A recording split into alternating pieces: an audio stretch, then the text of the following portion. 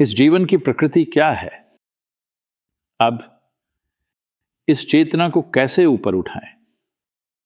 देखिए, ये ऐसा है, जब मैं आया तो ये लाइटें बहुत चमक रही थी, बहुत ज्यादा रोशनी थी। तो मैंने ऐसे किया। अब किसी ने वोल्टेज कम कर दिया और रोशनी कम हो गई। मान लीजिए यहां बहुत कम वोल्टेज वाली एक लाइट है, बाकी सब बंद है, बस एक लाइट है। आपको क्या दिखेगा? बस ये हिस्सा दिखेगा, एक छोटा सा टुकड़ा। हमने वोल्टेज थोड़ा बढ़ाया, तब आपने उतना देखा। ओह, यहां 5 लोग बैठे हैं। वोल्टेज और बढ़ाया, अचानक ओह, यहां तो इतने सारे लोग बैठे हैं। ये सब लोग आपके अनुभव में नहीं थे। कब?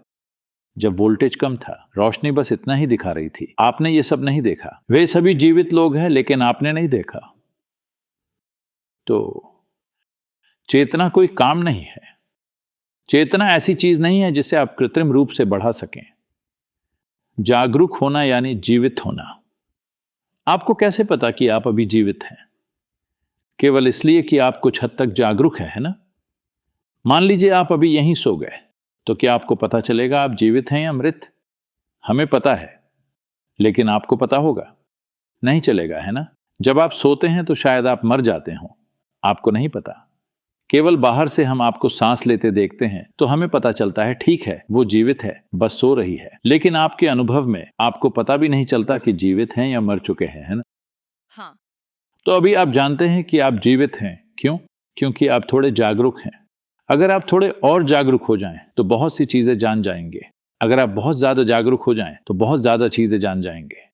इसके लिए आपको जागरूक होने की कोशिश नहीं करनी है, आपको बस वोल्टेज बढ़ाना है। इसके लिए एक स्थापित वैज्ञानिक प्रक्रिया है कि वोल्टेज को उच्चतम संभव स्तर तक कैसे बढ़ाया जाए, ताकि इस जीवन में जो कुछ भी जानने लायक है वो हम स्वाभाविक रूप से जान सकें। क्योंकि सब कुछ प्रकाशित है, कुछ भी छिपा नहीं है, सब रोशन है, इसलिए हम सब देख सकते हैं। मान लीजिए यहां थोड़ी रोशनी है, हम इन्हें देख सकते हैं। यहां अंधेरा है, हम उन्हें नहीं देख सकते। हाँ या ना? अगर ये पूरा रोशन है तो आप यहां की हर चीज देख सकते हैं। क्या इसमें मेहनत लगेगी? हेलो? नहीं। इसमें कोई मेहनत लगेगी? नहीं। ये व्यक्ति कहाँ है, वो व्यक्ति कहाँ है, ऐसे खोजना पड़ेगा? नहीं। ये अच्छे से रोशन है तो आपको दिखेगा। तो चेतना का मतलब बस यही है, आप भीतर से अच्छी तरह रोशन है, इसलिए चीजों को वैसे ही देखते हैं जैसी वो है। इसी संदर्भ में प्रकाश शब्द का उपयोग किया जाता है। आत्मज्ञान यानी आप अपने भीतर पूरी तरह रोशन हैं। शायद आपको लाइट बल्ब ना दिखें, पर आप प्रकाशित हैं। तो अपने भीतर आप वो सब देखते हैं जो देखने की जरूरत है।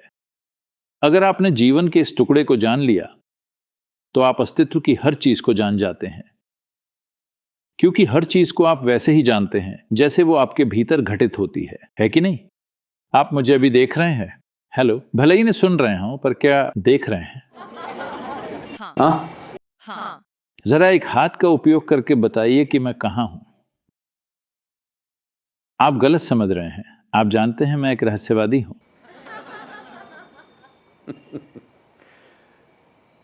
नहीं, ये रोशनी मुझ पर पड़ रही है, परावर्तित हो रही है, आपके लेंस से गुजरकर रेटिना में उल्टी छवि बन रही है। आप पूरी कहानी जानते हैं, है ना? आप मुझे कहां देख रहे हैं? अपने भीतर। आप मुझे कहां सुन रहे हैं? अपने भीतर। आपने पूरी दुनिया कहां देखी है? अपने भीतर। क्या आपने कभी भी अपने बाहर किसी भी चीज का अनुभव किया है? किया है? क्या आपने कभी अपने बाहर किसी चीज का अनुभव किया है? प्रकाश और अंधकार आपके भीतर हो रहा है, ध्वनि और मौन आपके भीतर हो रहा है, आनंद और दुख आपके भीतर हो रहा है, पीड़ा और परमानंद आपके भीतर हो रहा है। आपने कभी अपने बाहर किसी चीज का अनुभव नहीं किया है कि नहीं? कभी यहां कुछ अनुभव किया है? नहीं।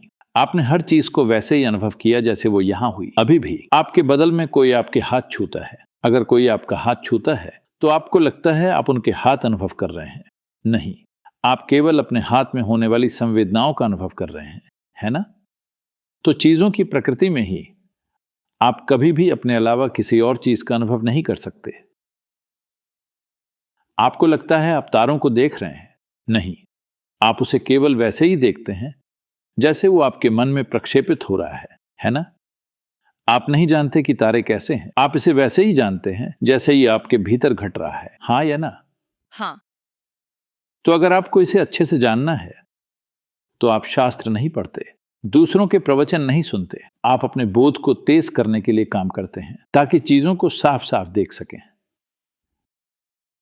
अब दुनिया खुद को आपके मन के दर्पण में प्रतिबिंबित कर रही है।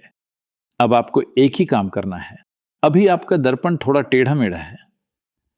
क्या आपने कभी खुद को उत्तल, अवतल या विकृत दर्पणों में देखा है?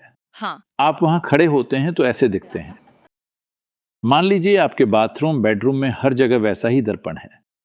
कुछ समय बाद आपको लगने लगेगा मैं ऐसा ही हूं, है ना? हाँ या ना? हाँ। तो आप पक्का करते हैं कि आपको एक समतल दर्पण मिले ताकि चेहरा बिल्कुल वैसा ही दिखे जैसा वो है ना? तो बस इतना ही करना है। अपने मन को ऐसी जगह पर लाना जहां उस पर कोई गंदगी न चिपकी हो, वो एक समतल दर्पण हो, ताकि अगर आप ऐसे पकड़ें तो ये सब कुछ वैसा ही दिखे जैसा वो है, कोई विकृति नहीं। अगर आप चीजों को वैसे ही देखते हैं जैसी वो हैं, तो जीवन को सहजता से चला पाएंगे या नहीं? हाँ, हाँ। बस इतना ही है ना?